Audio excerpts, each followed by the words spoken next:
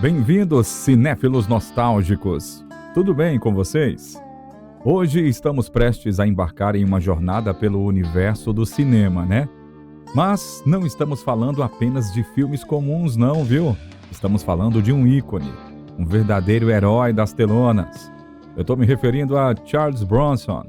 Durante a década de 1970, ele foi um dos artistas mais renomados do mundo, marcando presença na galeria de personagens memoráveis ao interpretar Paul Kersey em Desejo de Matar.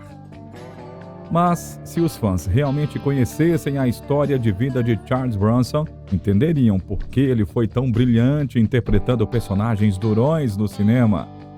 A vida dele parece que saiu de um roteiro de ação, viu?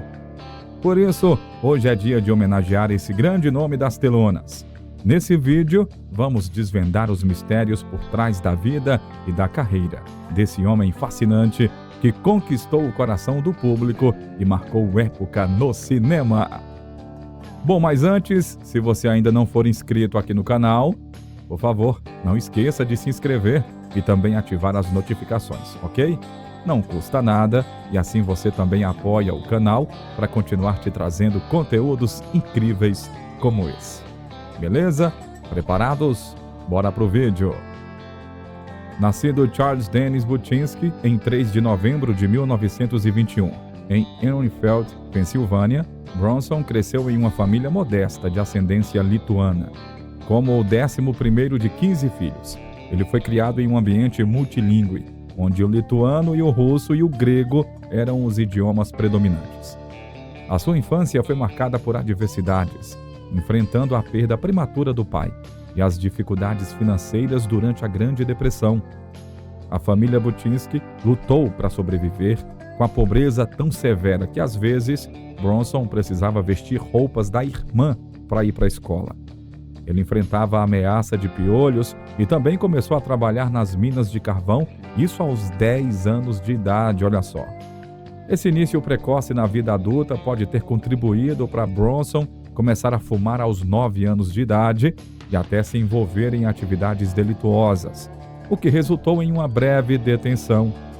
O seu primeiro trabalho foi no escritório da mina, antes de começar a trabalhar diretamente na mina, onde ganhava apenas $1 por cada tonelada de carvão que era extraída. Em 1974, Bronson concedeu uma rara entrevista ao crítico de cinema, Roger Ebert, já que detestava falar sobre si mesmo. Nessa entrevista, ele relembrou a dureza da sua infância. Ele disse assim: "Eu me lembro que meu pai raspava nossas cabeças para evitar piolhos. Os tempos eram difíceis. Eu usava roupas que já não serviam mais em meus irmãos mais velhos. E como as crianças mais velhas da minha família eram meninas, eu era obrigado a vestir roupas de meninas. Lembro-me de ir para a escola usando um vestido, e quando eu chegava em casa, as minhas meias precisavam ser emprestadas para o meu irmão trabalhar nas minas de carvão." A experiência nas minas de carvão era tão avassaladora que um dos irmãos de Charles, ao enfrentar os nazistas na Segunda Guerra, afirmou que preferia encarar bombas e também granadas a descer de novo naquela mina escura. Apesar das dificuldades, Charles concluiu o ensino médio, tornando-se o primeiro da sua família a alcançar esse feito. A sua trajetória o levou a trabalhar na mina até 1943, quando, aos 21 anos, atendeu ao chamado para se alistar nas Forças Aéreas do Exército dos Estados Unidos. Charles Buczynski foi treinado na Escola de Artilharia do 160º Esquadrão de Treinamentos de Artilharia Flexível, localizado em Kingman, Arizona. Ele se tornou artilheiro de cauda em uma das aeronaves mais emblemáticas da Segunda Guerra Mundial, o Boeing B-29 Super Fortress. Ele fez 25 missões no Oceano Pacífico e chegou a receber a medalha de condecoração Purple Heart pelos ferimentos em combate. Embora suas raízes fossem na Pensilvânia, Charles falava inglês com um sotaque marcante o suficiente para os seus colegas o confundirem com um imigrante. Após o término da guerra, Buczynski foi dispensado e encontrou-se realizando diversos trabalhos temporários, desde a colheita de frutas em fazendas até empregos em padarias. A sua jornada o levou a Atlantic City, Nova Jersey, onde teve um encontro crucial com uma trupe de atores da Filadélfia em férias. E foi esse encontro que o introduziu ao mundo do teatro, despertando nele o interesse pela atuação como uma possível via para então poder melhorar de vida, né? Em 1947, Buczynski conheceu Harriet Tendler, uma colega atriz novata, em uma escola de atuação na Filadélfia. Apesar das diferenças de origem, Tendler, proveniente de uma família próspera de produtores de leite, enquanto ele era um ex-mineiro de carvão sem recursos, eles obtiveram o consentimento da família dela para se casar. Em 1949, se uniram no matrimônio e tiveram 2 filhos juntos. Com o objetivo de aprimorar as suas habilidades e ingressar na indústria cinematográfica, Bronson mudou-se para o sul da Califórnia e se matriculou na Escola de Teatro de Pasadena. Lá ele participou de aulas de atuação e de dicção, além de atuar em produções estudantis, enquanto que a sua esposa sustentava o casal trabalhando em uma loja de departamentos. E olha só que coisa engraçada, gente. Com a aspiração de se tornar um ator de caráter, Bronson optou por reduzir o seu foco no treinamento de dicção após 1 ano, acreditando que a sua dicção imperfeita combinava melhor com a sua aparência eslava e rústica. Bronson fez a sua estreia nas telas em 1951, quando um dos seus instrutores o recomendou para o papel de um marinheiro polonês-americano. Era o filme Agora Estamos na Marinha, uma comédia de guerra que retratava um comandante novato de um submarino lidando com uma tripulação igualmente inexperiente. E adivinha só como ele conseguiu o papel? Curiosamente, Bronson conseguiu o papel por um motivo bem inusitado. Ele foi escolhido porque era o único ator capaz de arrotar quando solicitado. É isso mesmo. Essa habilidade peculiar acabou chamando a atenção dos produtores e isso o ajudou a conquistar o seu lugar no filme. O seu desempenho competente abriu portas para papéis menores em vários filmes no início dos anos 50, com Charles Buczynski aparecendo em filmes como A Um Passo do Fim, Incógnito e A Mulher Absoluta, em 1952, além de Museu de Cera, em 1953, dentre vários outros. Mas contudo, um momento crucial de mudança ocorreu em 1954. Quando o clima político em Hollywood foi agitado pelo medo da influência comunista, liderado pelo senador Joseph McCarthy. Preocupado que o seu nome de origem lituana pudesse ser explorado em acusações infundadas, ele tomou uma decisão significativa de mudar o seu sobrenome. Após uma conversa com seu amigo Steve McQueen, que em determinado momento apontou para uma placa de rua com o nome Bronson e sugeriu que seria um bom nome artístico. E assim, o nosso ator acatou a sugestão, olha só. Naquele momento nascia então Charles Bronson, um nome que se tornaria lendário na história do cinema. Mas não foi só o nome que mudou não, viu? Como Charles Bronson, ele começou a ser cada vez mais escalado para papéis na TV e também no cinema. A sua aparência grisalha e a sua presença diante das câmeras o tornaram uma escolha natural para uma variedade de histórias policiais, histórias de faroestes e também dramas. O seu primeiro papel principal veio quando ele foi escalado como Mike Kovac, um fotógrafo de combate que se tornou freelancer no drama policial da ABC, Homem com uma Câmera, e que foi ao ar entre 1958 e 1960. Bronson agora estava desfrutando de um trabalho constante, com papéis principais em filmes menores e também empregos coadjuvantes em produções mais importantes. A sua carreira ganhou impulso após o seu papel em 7 Homens e um Destino, isso em 1960, dirigido por John Sturges, e foi novamente destacado pelo diretor para o papel principal em Fugindo do Inferno, no ano de 1963. Sem esquecer, claro, também da produção de 1962, Talhado para Campeão com Elvis Presley, onde ele atuou como Leo Nyack, professor de boxe do nosso cantor. Apesar do seu sucesso nesses papéis, ele parecia incapaz de alcançar a posição de protagonista em grandes produções. enquanto que a sua vida pessoal também enfrentava vários desafios. O seu casamento entrou em crise e em 1965 ele se divorciou de Harriet, a sua primeira esposa. Esse período de transição em sua vida pessoal coincidiu com um momento de mudança e de total crescimento na sua carreira profissional. Apesar dos desafios, Bronson persistiu em sua carreira. Ele teve outro papel de destaque em um filme altamente conceituado, Os 12 Condenados, em 1967. Em 1968, parece que o amor surgiu para a vida do ator de novo e ele se casou, dessa vez com a atriz Jill Eilerand. O casal estrelou 15 filmes juntos ao longo das suas carreiras e olha só como é o destino, hein? Curiosamente, Bronson conheceu a esposa em 1962, quando ela ainda era casada com o ator escocês David McCallum. Na época, Bronson teria dito a McCallum: "Eu vou me casar com a sua esposa, hein?" Os Bronsons viveram em uma grande mansão em Bel Air, Los Angeles, com toda a prole, que totalizavam 7 filhos. 2 do casamento anterior de Bronson, 3 do casamento de Jill, um dos quais foi adotado, e 2 filhos deles juntos, Zuleika e Katrina, essa última também adotada. Após o casamento, Jill frequentemente atuou como protagonista nos filmes de Bronson e juntos estrelaram várias produções. Para manter a família unida, eles levavam todos os filhos para as locações de filmagens, permitindo que ficassem todos juntos. Eles passavam bastante tempo em uma fazenda colonial, onde a esposa do ator criava cavalos e treinava sua filha Zuleika para competições equestres de alto nível.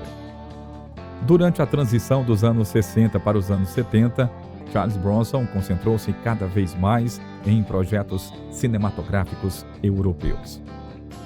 O seu trabalho no épico filme Era Uma Vez no Oeste, em 1968, dirigido por Sergio Leone, recebeu elogios calorosos, embora tenha sido um fracasso financeiro nos Estados Unidos.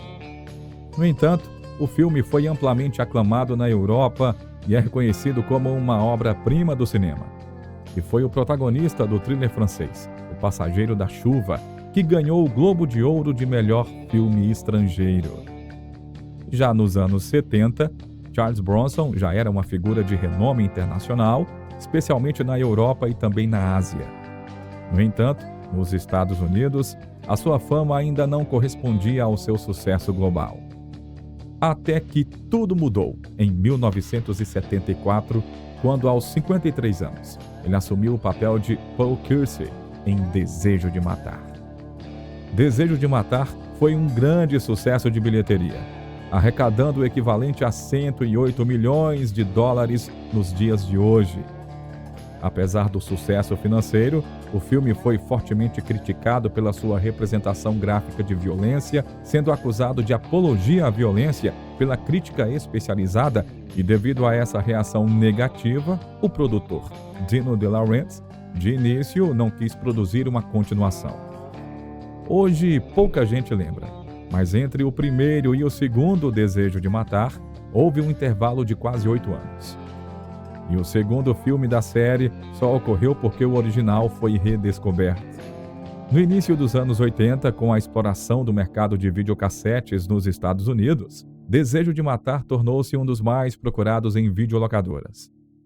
Isso levou 2 produtores espertíssimos, os israelenses Menahem Golan e Yoram Globus, da produtora Canon, a comprar os direitos da franquia e fazer outros 4 filmes da série. As produções contaram com Bronson, que estava reprisando o seu papel como Paul Kersey. A série continuou até 1994, quando Desejo de Matar 5 marcou o último filme de Charles Bronson no cinema. Bom, com esses projetos em seu currículo, Bronson foi finalmente a maior atração de Hollywood, cobrando $1 milhão por filme. O garoto que trabalhava em mina, pobre demais para ter roupas, agora morava em uma mansão em Bel Air. Tudo parecia estar indo bem demais, né? Tudo às mil maravilhas. Casamento feliz, carreira emplacada, até que o pior aconteceu.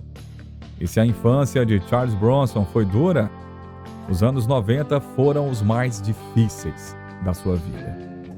No final de 1989, Bronson e sua segunda esposa, a atriz Jill Ireland, enfrentaram uma tragédia devastadora: a perda de Jason, filho adotivo de Jill, para uma overdose de heroína e cocaína.